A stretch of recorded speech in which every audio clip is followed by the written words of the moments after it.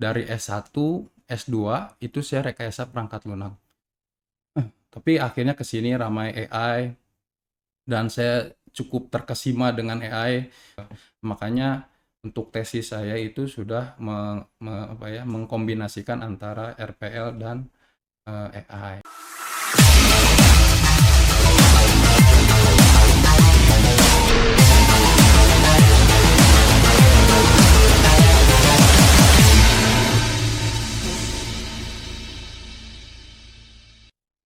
Bismillahirrahmanirrahim. Assalamualaikum warahmatullahi wabarakatuh. Halo teman-teman, kembali lagi dengan kita di Sakti Podcast yang akan dibawakan oleh saya sendiri, Delviana Pujianti. Pada sesi kali ini kita kedatangan dosen. Beliau adalah dosen yang sangat istimewa. Beliau juga bisa dibilang dosen muda ya di jurusan Teknik Informatika. Beliau adalah Bapak Ihsan Budiman. Halo, selamat siang Bapak. Selamat siang. Bagaimana kabarnya Pak? Alhamdulillah baik. Pada Bapak sekarang dosen di jurusan Teknik Informatika. Betul. Boleh diceritakan Bapak awal masuk di jurusan Teknik Informatika? Saya gabung di informatika itu pada tahun 2020. Jadi saat pendaftarannya CPNS-nya itu di 2019 ya. Saat orang-orang social distancing karena waktu itu COVID-19 lagi meningkat kan ya 2019.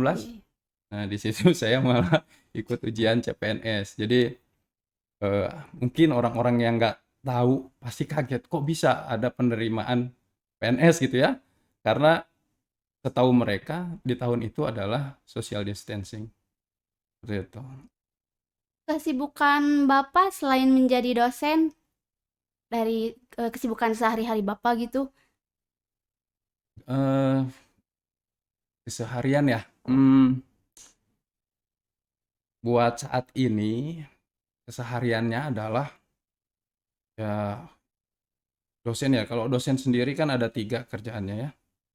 Ngajar, riset, sama pengabdian. Berarti kalau di luar itu apa ya? Karena yang saya rasakan mungkin 70-30. 70-nya itu saya habiskan di pekerjaan saya. Nah, yang 30-nya paling hobi sama keluarga. Paling itu. Boleh ceritakan Bapak hobinya Bapak itu apa gitu? Hobinya mungkin nggak terlalu related ya sama informatika. Eh, saya itu hobinya tuh balap Tamiya. Oke, oke, oke. Tahu? Iya, Ya, iya balap tahu. Tamiya. Terus RC car, terus drone. Oh, Ya, nggak ada kan yang berrelasi sama informatika ya kayak gitu.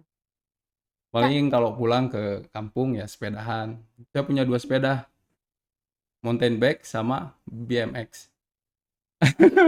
Tapi kayaknya bulan depan ya kali aja ada yang mau ya, yang BMX kayaknya bakalan dijual. Karena semenjak saya jadi dosen ini udah nggak apa ya, nggak enggak. suitable lagi lah sama saya gitu ya. Kadang saya naik sepeda BMX tuh yang anak-anak SD samping jalan tuh bilang, "Ah, jumping ah," gitu.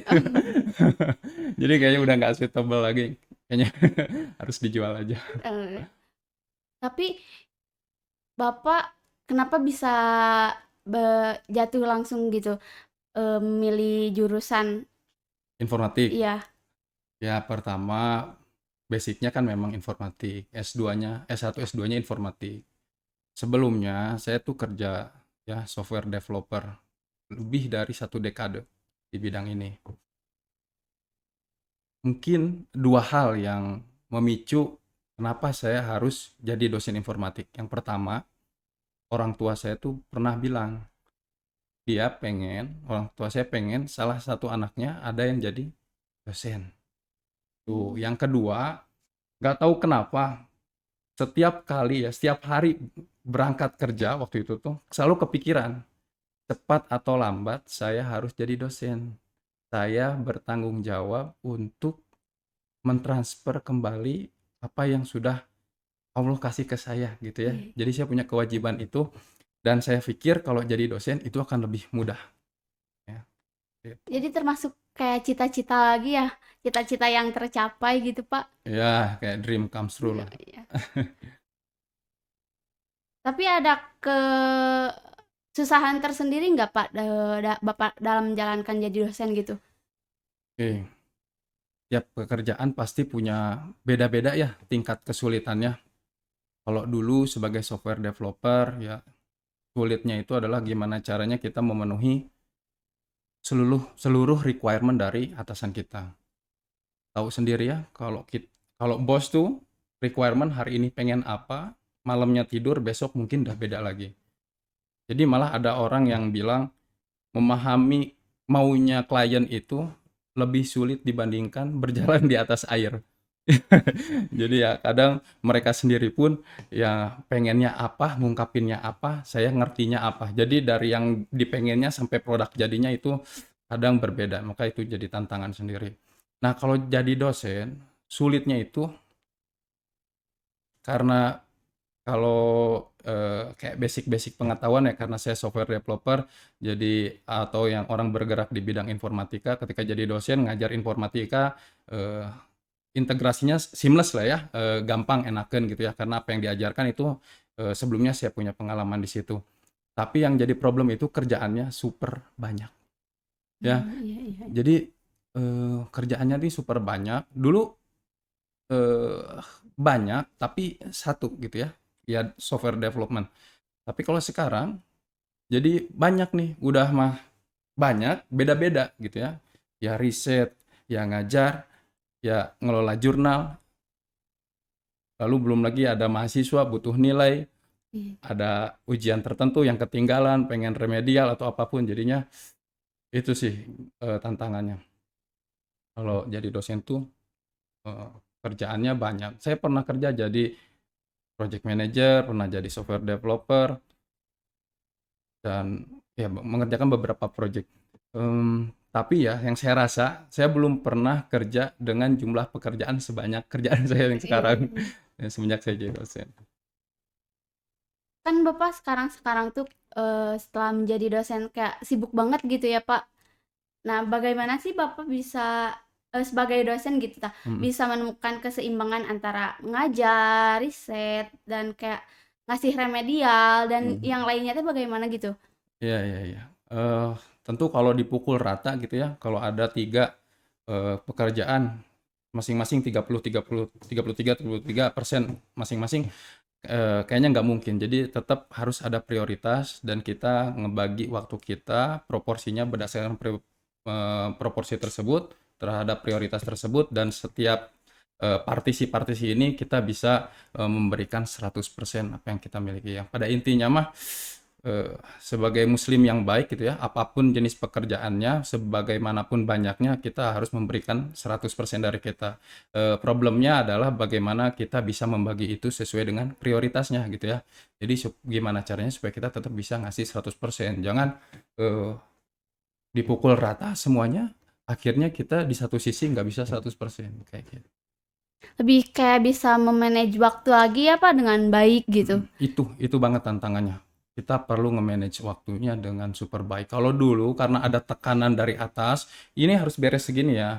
Ini goals-goals-nya di akhir bulan harus achieve. Kita jadi tahu, ada orang yang selalu mengingatkan. Kalau sekarang, memang pekerjaan ini menawarkan apa ya, eee, mmm, waktu pengerjaannya yang lebih cair, lebih rileks gitu ya. Tapi akhirnya kalau kita nggak nentuin waktunya dengan tepat, sorry, itu malah jadi kedodoran. Gitu. Mmm. Jadi memang tantangannya tuh gimana kita kita ngelola waktu. Tapi Bapak menikmati dengan, apa yang sudah diraih Bapak sekarang? Saya sangat menikmatinya ya. Tentu saya, apa ya, saya nge-push diri saya as hard as I can gitu ya, supaya bisa ngasih kontribusi yang besar untuk kampus ini, dan alhamdulillah di sini juga saya dikelilingi oleh orang-orang yang punya pemikiran yang sama ya. Jadi kita bisa ngerjain project bareng-bareng, kita bisa ngobrolin sesuatu di arah yang sama, itu kan sebuah ini ya, apa, sebuah kebahagiaan dibandingkan karena kerja dulu saya di industri yang mana industrinya sudah 30 tahun konstruksi baja, programmernya saya sendiri, full stack Hmm. developer gitu. Jadi saya nggak ada teman ngobrol berbagi apa ya, diskusi tentang environment apa yang perlu dipilih, teknologi apa yang paling pas untuk masalah tertentu gitu ya. Jadi hanya sendirian. Rasanya awalnya memang enak ya, semua teknologinya saya yang tentukan. Karena saya suka dari dulu itu sama pemrogramannya Java, semua environment-nya saya pilih pakai Java. Walaupun orang tahu ya, pemrograman Java itu requirement hardware-nya besar. Iya. Tapi industri nggak peduli, yang penting requirement-nya terpenuhi, masalah hardware bisa diadakan. Tetapi ya itu, ketika kita sampai di satu titik, eh, rasa-rasanya ya semuanya sudah semakin landai gitu ya, akhirnya kita merasa bosan, eh, mengerjakan sesuatu yang dari hari ke hari hampir itu-itu saja, dan tapi nggak punya waktu untuk mengembangkan diri, akhirnya ya merasa bosan. Dan di sini sebagai dosen, saya dikelilingi dengan orang-orang yang mau berkembang, punya cara berpikir yang relatif sama, dan kita bicara di arah yang sama. Itu jadi sebuah nilai plus buat saya. Jadi nyaman lah gitu ya Pak sama orang-orangnya. Jadi frekuensi gitu ya sama Kalau kitanya. anak-anak sekarang Iya. nyebutnya Iya, sefrekuensi ya. frekuensi gitu. Sefrekuensi ya. Kalau dulu tuh ngomongnya ya eh, tim welding, tim painting, tim delivery gitu ya. Kadang mereka kita tuh ngobrol kalau ada bug aja, Pak ini hasil ukuran timbangannya kurang cocok. Oh iya, nanti dibenerin bugnya kayak kayak gitu aja. Jadi kayaknya bosen gitu akhirnya. Kalau di sini kan belum lagi ketemu teman-teman mahasiswa, mulai ide-ide yang segar, cara mereka memandang dunia ini dari sisi yang berbeda, menurut saya itu menarik sih. Tapi Bapak ada nggak kayak dominan saya lebih suka ke mata kuliah ini dengan ngajar di kelas ini karena anak-anaknya tuh seperti ini gitu. Ada nggak sih Bapak merasakan seperti itu gitu? Kalau mata kuliah ya, pertama mata kuliahnya. Saya bidangnya itu adalah kelompok keahliannya di rekayasa perangkat lunak. Dari S1, S2 itu saya rekayasa perangkat lunak. Tapi akhirnya ke sini ramai AI dan saya cukup terkesima dengan AI. Lalu bagaimana berpikir menyatukan dua hal ini, menerapkan atau memanfaatkan AI di setiap tahapan pengembangan perangkat lunak. Nah, jadi saya cukup tertarik nih sama mata kuliah RPL, mulai dari Hmm. analisis, perancangan, development, maintenance, deployment gitu ya. Deployment dulu baru maintenance, sama bagaimana melibatkan AI di setiap tahapannya itu. Kalau kelas, saya eh, nggak membedakan sih ya, sama aja. Tapi tentu ya kalau mahasiswanya semangat, dosennya juga jadi Iya ya. semangat ya. Tapi alhamdulillah sejauh ini semua kelas yang saya ajar eh, mahasiswanya aktif, jadi ke sayanya juga ke bawah gitu ya, jadi Iya, iya. semangat. Itu sih. Jadi saya nggak ada, kalau kelas ya nggak ada suka yang ini yang Nggak ada ini ya, dominan lah gitu nggak ya. ada Iya. ya. Bapak sebelumnya boleh diceritakan nggak, dulu Bapak dari S1, dari kenapa bisa ngambil ini karena apa gitu, terus S2-nya kenapa lanjutnya gimana gitu, bisa diceritakan biar emang kita juga bisa terinspirasi gitu, biar dari teknik informatika tuh bisa suka juga gitu, biar ada semangat juga buat kita gitu. Oke, mungkin semangatnya lebih ke yang mereka merasa, aduh informatika ternyata nggak cocok buat saya gitu ya. Takutnya ada yang merasa Ada seperti yang, itu. eh, jujur saya dari eh, apa ya istilahnya kampung lah ya, yang namanya komputer tuh udah sesuatu yang luxurious buat saya, sesuatu yang mewah. Bahkan saya tuh kalau ke lab waktu SMA itu sepatu tuh dilepas gitu ya. Jadi saking mewahnya tempat itu sangat melekat ke saya. Dan waktu di S1 pun jujur ya teman-teman, kalau misalkan ada mahasiswa ya terus merasa sulit ketika di kelas itu, kalian harus tahu dosen kalian itu dulu waktu pertama kali kuliah S1 nggak bisa nyalain komputer lab. Saya tanya ke teman yang di sebelah, kok bisa nyala, diapain? Teman saya juga dari kampung, kata Iya, teman iya. saya, itu aja mouse-nya digerakin nanti nyala sendiri layarnya. Oh iya, saya gerak-gerakin mouse saya, nggak jalan. Wah panik kan saya. Saya nanya ke asisten lab, Kang ini komputer saya nggak mau nyala. Datang dia, lalu dinyalain gitu aja. Ini nyala. Oh iya ya nyala. Padahal tadi saya pencet-pencet nggak nyala. Karena dari awal saya tuh nggak berani mencet itu, takut rusak gitu Takut ya. ya. Jadi buat mereka yang merasa sulit sekarang mata kuliahnya, ya ingat aja saya gitu. Start kita tuh berbeda. Kalian tuh seenggaknya nyalain komputer mah udah hal yang biasa Udah bisa ya. gitu. Ya kalian tuh lahir di zaman eh apa ya digital ya gitu. Mungkin lahir aja kalian tuh udah main Instagram, Facebookan. Kalau saya dulu nyalain komputer aja takut, bayangin orang nyalain komputer aja nggak berani. Terus disuruh bikin sesuatu yang ngajarin komputer itu ngerjain sesuatu. Itu tuh udah kayak step yang terlalu jauh lah. Ya makanya waktu semester 1, 2, 3 itu saya sangat terkendala sekali karena itu, dan akhirnya nilai juga lumayan buruk. Tapi akhirnya saya coba belajar lagi, nggak usah takut lah, ngapain meledak ya meledak lah. Tapi ya Hmm. akhirnya nggak meledak dan nilai alhamdulillah bagus gitu. Tadi apa ya pertanyaannya? Bapak bisa lanjut S2 tuh gimana Kalau gitu? tadi S1-nya ya, Iya. yang S1-nya itu alhamdulillah saya tuh disatukan sama teman-teman yang entah gimana. Awalnya kita tuh semuanya, jujur saya bukan berteman dengan orang-orang yang kutu buku kayak gitu ya. Lebih tepatnya orang-orang yang bandel lah. Tapi kita nyampe di satu titik, kita tuh barengan, kita harus berubah. Kita pengen berdampak lah nanti ketika selesai kuliah tuh harus kemana. Akhirnya kita ngambil les bareng-bareng. Awalnya saya pengennya jaringan sih. Saya suka banget Oh. jaringan. Lalu teman ada yang ngajak, kita les yuk, ada namanya Comlabs ITB gitu ya. Saya les di sana sekitar 6 bulan bersama teman-teman untuk mempelajari pemrograman. Nah dari situ saya mulai merasa seneng ketika saya tuh berhasil bikin program yang nggak delay, nggak ada bugs gitu ya, sesuai sama yang kita mau. Barulah dari sana penjaluran saya ngambil RPL dan lulus S1 dengan kelompok keilmuannya RPL, lanjut S2, S2 juga ngambil lagi RPL gitu. Nah ketika itu di ujung-ujung kuliah S2, AI itu ya buat saya sendiri ya sudah mulai apa ya, sudah mulai banyak nih infonya saya dapat, makanya untuk tesis saya itu sudah apa ya, mengkombinasikan antara RPL dan AI gitu. Walaupun bukan yang deep learning, masih machine learning yang biasa. Kalau dari Bapak sendiri, ada nggak sih buat lanjut studi gitu Bapak, biar untuk nge-upgrade diri Bapak gitu? Hmm, Sejujurnya saat ini saya sedang dalam proses apa ya, tahapan untuk kuliah S3.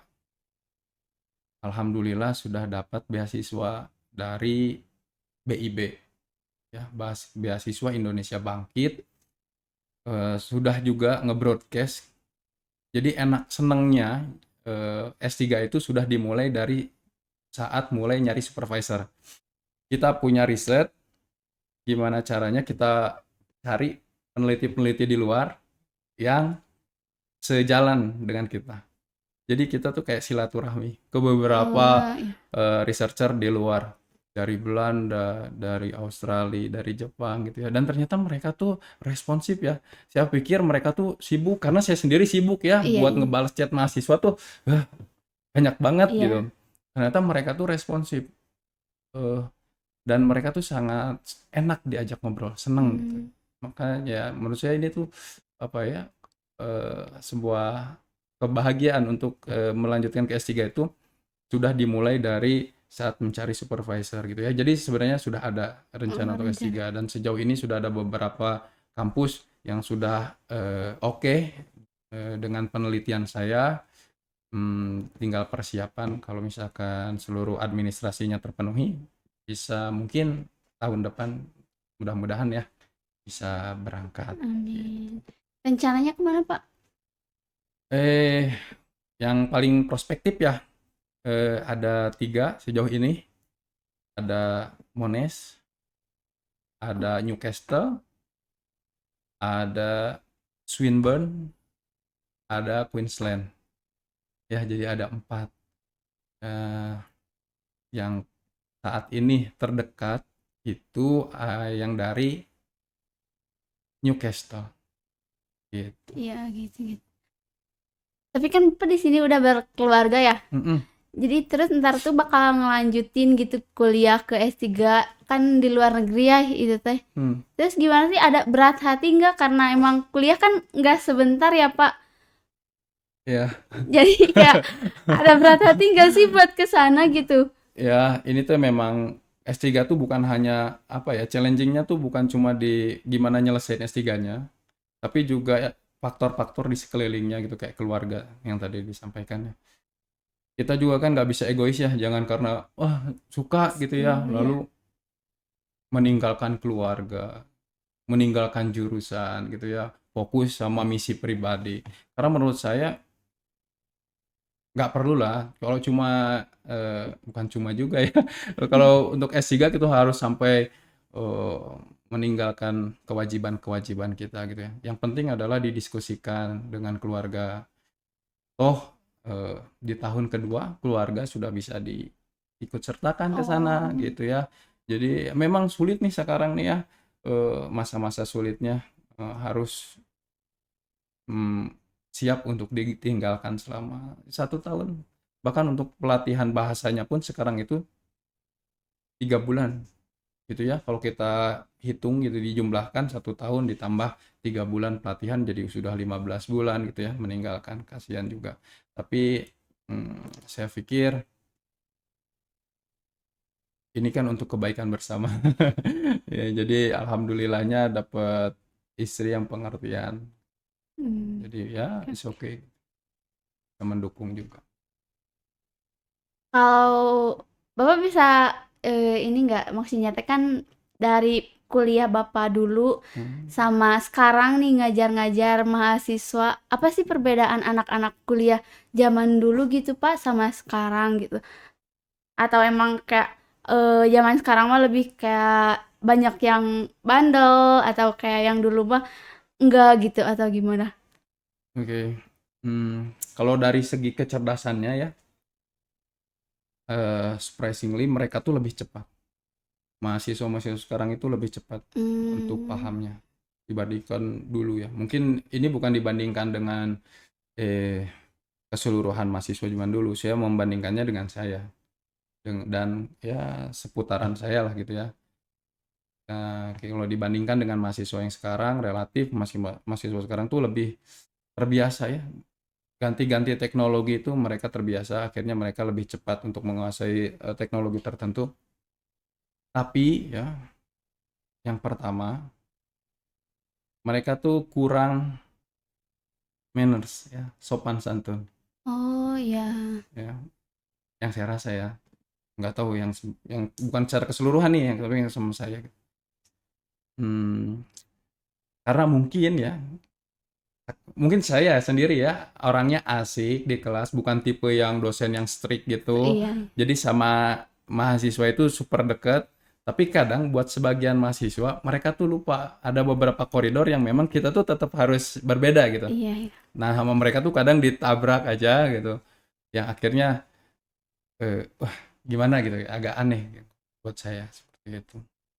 Kayak lebih harus saling hormati lah gitu, harus masih tetap ada saling menghormatinya gitu. Ya, ya. Meskipun sedekat apapun Ya, itu. betul betul. Dan saya sendiri gitu ya memang mau menghilangkan batasan antara dosen dan mahasiswa karena Mahasiswa. saya dulu tuh agak segan gitu ya. Saya mah dari pertama di sini juga banyak lah yang ada di sini pasti wah, udah pernah sama saya di kelas ya.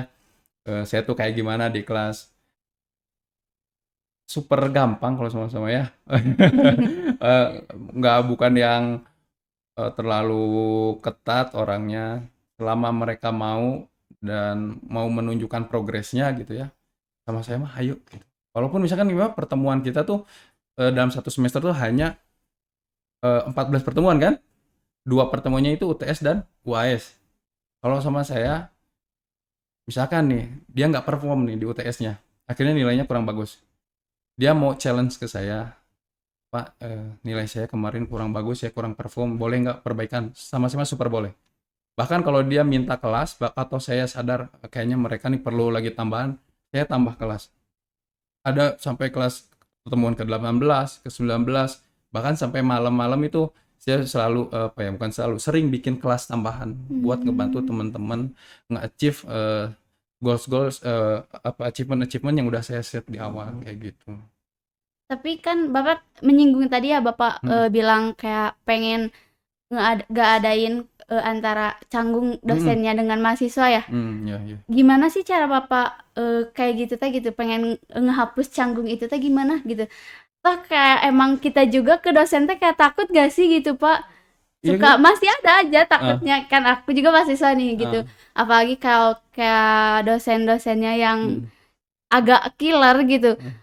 Pasti aja takut gitu ta. Meskipun nih dari Bapak sendiri pengen ngehilangin itu, gimana gitu caranya Bapak tersendiri?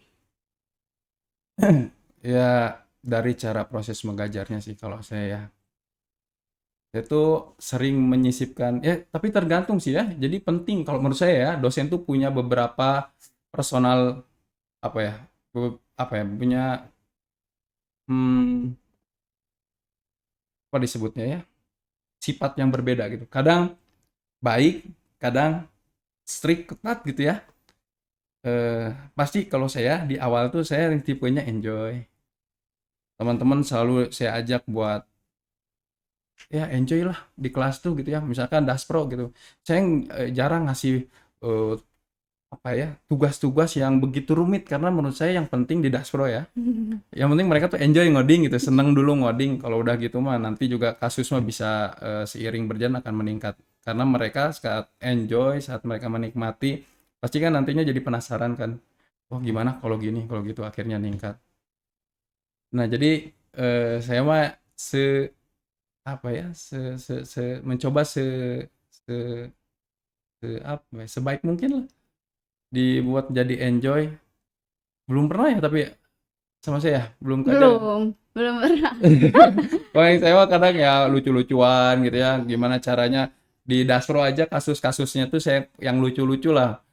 Misalkan gimana nih kalau ada sungai panjangnya 5 meter, terus ada kodok bisa loncat 1 meter jaraknya, berapa kali loncat, tapi jangan pakai pengulangan, jangan pakai pembagian, cukup pakai metode rekursif gitu, jadi dilucu-lucuin. Atau kasus yang lainnya yang terakhir tuh, oh gimana kalau kita belanja nih di sebuah toko gitu, terus kata kasirnya tuh total harganya sekian, itu tuh sudah didiskon misalkan 25%. Kira-kira kalau tanpa diskon 100%-nya berapa sih? Jadi Oh, diajak, iya iya ayo iya. diajak mikir bareng gitu. Toh di OBE sendiri ya, di kurikulum yang kita pakai sekarang, ilmu tuh nggak selalu bersumber dari dosen ya. Jadi ya Hmm, ilmu sekarang bisa didapatkan dari banyak benar tempat. saja. Mungkin kadang ada mahasiswa yang udah lebih jago dari saya, Iya. ya udah ayo diskusi ke depan, saya yang menyimak gitu ya, jadi dibuat seenak mungkin. Bahkan untuk perihal nilai, jadi saya pengen mereka tuh fokusnya jangan ke nilai mahasiswa tuh ya, tapi lebih ke capaian-capaian mereka. Ini hari ini capaian pembelajaran tuh saya harus bisa ini, harus bisa ini, itu yang dikejarnya, jangan nilainya, karena kalau nilai yang dikejar dia tuh akan menghalalkan segala cara, mau nyontek lah, kerjasama sama temennya gitu ya, akhirnya ya nggak tercapai nih capaian yang sebenarnya. Jadi salah, kalau sama saya nilai mah gampang, yang penting kalian ngerti capaiannya, dan saya akan Hmm. paksa mahasiswa saya nilainya tuh kalau nggak A ya B kayak gitu. Jadi santai aja sama saya, nilai ya pasti A kalau nggak B, yang penting capaiannya ini tercapai. Jadi fokus aja ke capaiannya, kalaupun misalkan di pertemuan terakhir nggak tercapai nilainya tuh masih jelek, dia bisa ngajuin pertemuan lagi sama saya. Saya sering mengadakan yang tadi saya bilang, eh, kelas-kelas Kelas tambahan tambah. di malam seperti itu ya. Gimana menurut kamu? Tapi yang tapi yang saya dengar gitu ya, Pak, kan karena emang saya belum pernah gitu diajar Hmm, sama Bapak. Tapi pas semester sekarang hmm, sama semester kemarin praktikum ada teman saya yang keajar sama Bapak gitu. ya. teman saya tuh kayak bilang kayak, ih sama bapak mah pas UASnya kan presentasi ya nih ya Pak. Hmm. Ya, sama bapak bapak mah deg-degan gitu, kayak tegang gitu bawaannya teh gitu. Ya, Itu teh karena apa gitu? Emang bapaknya ngajarnya pas UASnya tegang apa gimana gitu? saya pikir tegang tuh terjadi ke mahasiswa yang memang mereka nggak bener ya, nggak perform saat belajarnya. Kalau mereka yang perform, yang belajar pasti itu nggak tegang lah, karena Oh, belum pertanyaan-pertanyaan, menguasai gitu. ya yang belum menguasai. Karena gini ya, kalau saya ngasih tugas-tugas yang standar, sekarang kan ada ChatGPT ya, Iya, iya, jadi mereka iya. tuh bakal super gampang nyari jawabannya, kayak gitu. Jadi saya bikinnya tuh tugas-tugasnya yang kalaupun mau dibantu sama ChatGPT, eh, kayaknya agak sulit gitu ya. Ditambah lagi di ujungnya itu mereka harus mempertanggungjawabkannya. Nah ini proses pertanggungjawabannya ini yang bikin mereka deg-degan. Kalau yang ngambil dari Oh, ChatGPT kayak gitu pasti deg-degan lah. iya, iya. Kalau yang memang bikin sendiri di ujung pasti saya tanyain baris ini apa maksudnya, kenapa gini. Pasti udah tinggal gini Pak gini. Iya, iya. Itu tuh udah asik banget. Enggak. Jadi biasanya yang kayak gitu, yang biasanya yang deg-degan tuh ya entah siapa dari mana tugasnya dibuat. Iya, yang intinya mah kayak deg-degannya karena belum menguasai, terus karena emang bapaknya nanya juga kan dia belum menguasai gitu. Jadi deg-degan paling Ya, itu ya. karena mereka tuh udagan ya, udagan. Kejarannya itu adalah nilai gitu. Jadi mereka Hmm. yang gimana caranya saya dapat nilai A, akhirnya nyari ke sana kemari dengan cara instan. Saya lebih suka mahasiswa yang dikasih problem, lalu mereka berpikir dengan cara mereka sendiri. Kalau toh misalkan di ujungnya tuh nggak sempurna, ya nggak apa-apa, tapi bisa dipertanggungjawabkan. Saya lebih menghargai yang seperti itu, Hmm. gitu. Dibanding, wah bagus nih, bisa gini, bisa gitu, tapi dia tanya nggak bisa mempertanggungjawabkan ya, jadinya aneh. Soalnya nanti di tempat kerja kan nggak selalu gitu ya, kita mengandalkan ChatGPT ataupun temen gitu kan. Kamu ada satu titik kamu tuh harus sendirian, dan kalau misalkan hmm, selama ini mengandalkan orang lain maka ya sulit gitu ya.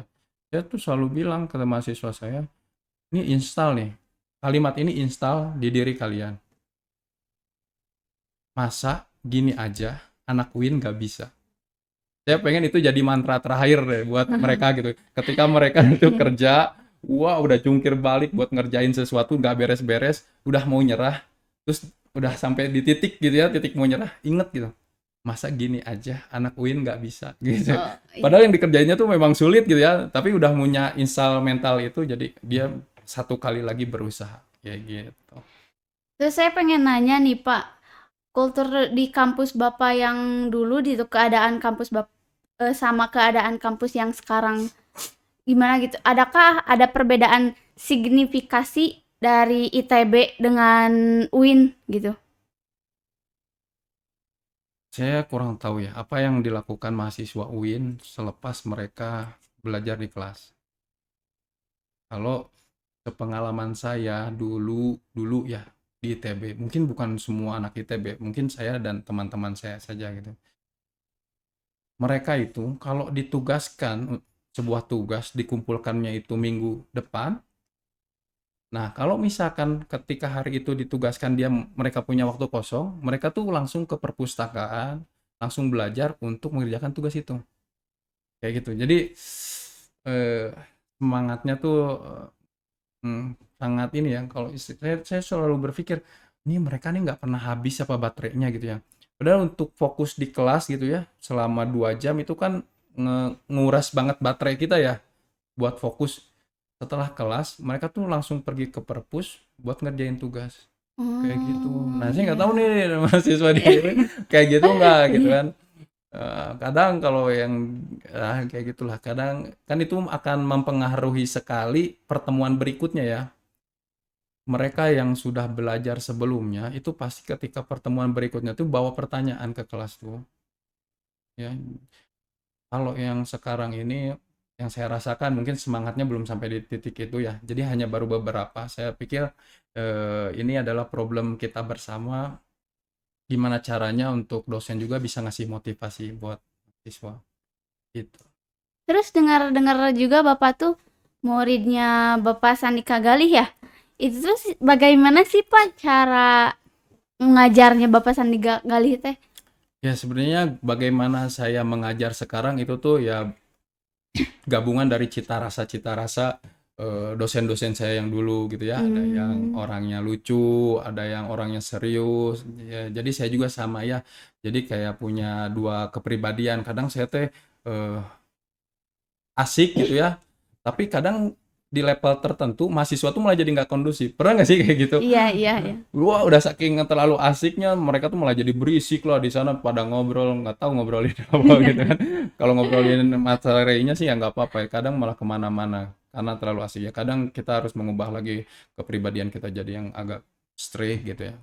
Juga dinilai dari nilainya gitu ya. Kalau misalkan nilainya meningkat ya kita pertahankan kepribadian yang itu. Dan kalau ditanya gimana Pak Sandika Gali, ini jadi nge-endorse Pak Sandika Gali ya. Karena saya suka Halo Pak belajar gitu. Sandika. Saya suka belajar di YouTube-nya gitu kan karena terus kayak ngerti juga gitu Pak. Kalau ngajar langsungnya tuh bagaimana gitu. Ya, itu yang saya juga laksanakan di sini ya. Jadi Pak Sandika Gali tuh selalu ya, dia tuh kalau ngajar, saya ngajar web tentunya ya Pak Sandi. Dia on the spot, ngoding di situ gitu Oh ya. iya. Jadi ada problem, kira-kira mahasiswa ada yang mau bantu solve nggak? Bareng-bareng, ada yang mau ke depan ngerjain di laptopnya kayak gitu. Saya tuh masih ingat banget dulu dia ngegambar table gitu, pakai HTML.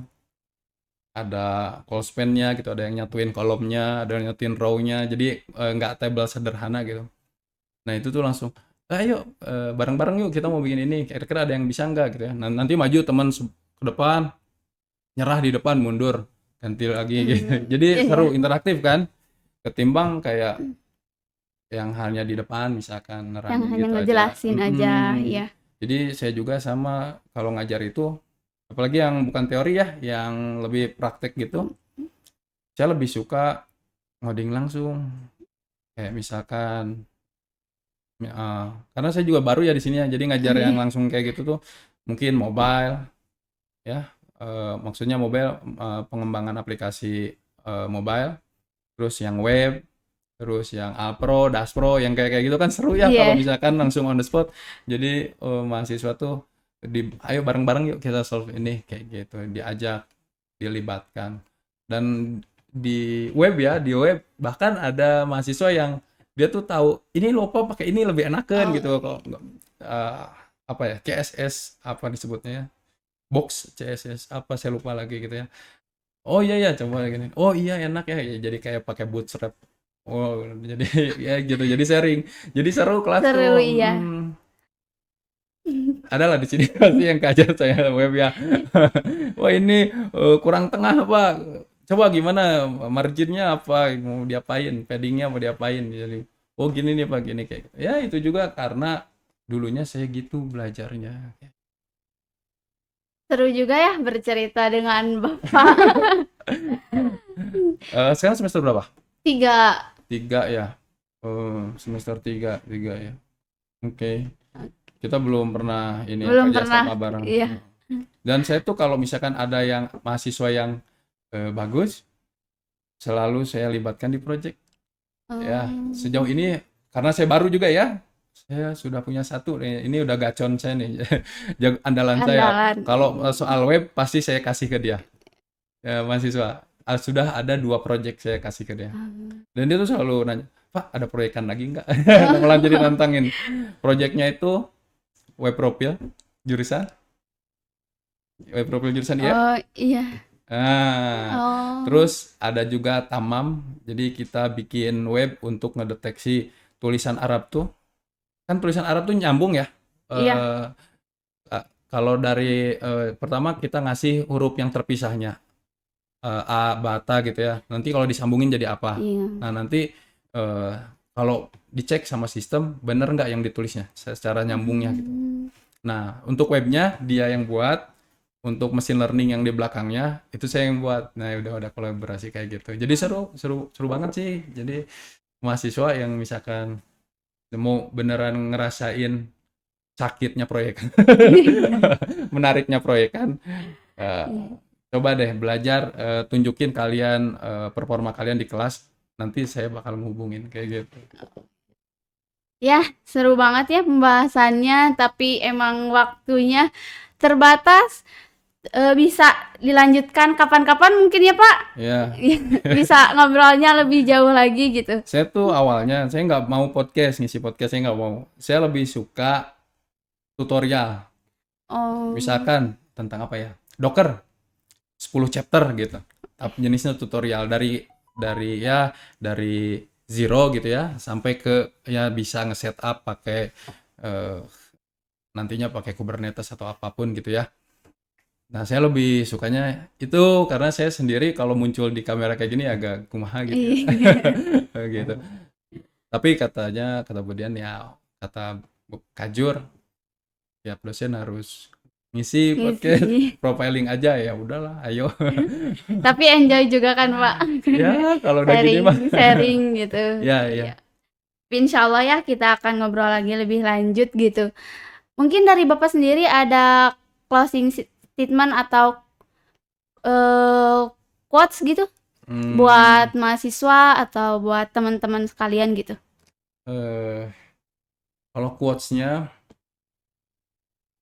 merdeka berpikir, hati-hati dalam bertindak. Tuh ya. Lalu kalau untuk saran-sarannya, bagi saya sendiri bisa program itu penting tapi nomor sekian. Eh, Yang paling penting adalah mampu berpikir secara komputerisasi. Saat mereka dihadapkan masalah, mereka bisa secara refleks gitu ya, langsung berpikir gimana apa sih ini masalah. Lalu mereka bisa mengabstraksi masalah itu, lalu bisa mendekomposisi masalah itu jadi potongan-potongan yang mandiri. Setelah itu menentukan algoritma untuk memecahkan masalah-masalah kecil itu. Nanti di akhir ada recognition. Kalau misalkan suatu hari ketemu lagi masalah yang sama, mereka tuh bisa ingat, oh dulu Oh pernah iya, kayak gitu. iya. Nah itu menurut saya penting dibandingkan coding karena eh, ya itu penting coding juga, tapi yang kesekian lah gitu ya. Yang paling penting adalah mampu berpikir secara komputerisasi. Iya, terima kasih Bapak telah bersedia gitu meluangkan waktunya untuk datang ke Sakti Podcast ini ya. Ya, terima kasih banyak Ya, sudah mengundang juga. ya. Terima kasih. Jangan lupa untuk teman-teman untuk mensubscribe YouTube Informatika UIN Bandung, terus Spotify Sakti Podcast dan ada juga Instagramnya Informatika UIN Bandung. Jangan lupa di follow. Ada juga ya jargon dari Informatika, unggul jurusannya, sakti informatikanya. Terima kasih. Wassalamualaikum warahmatullahi wabarakatuh.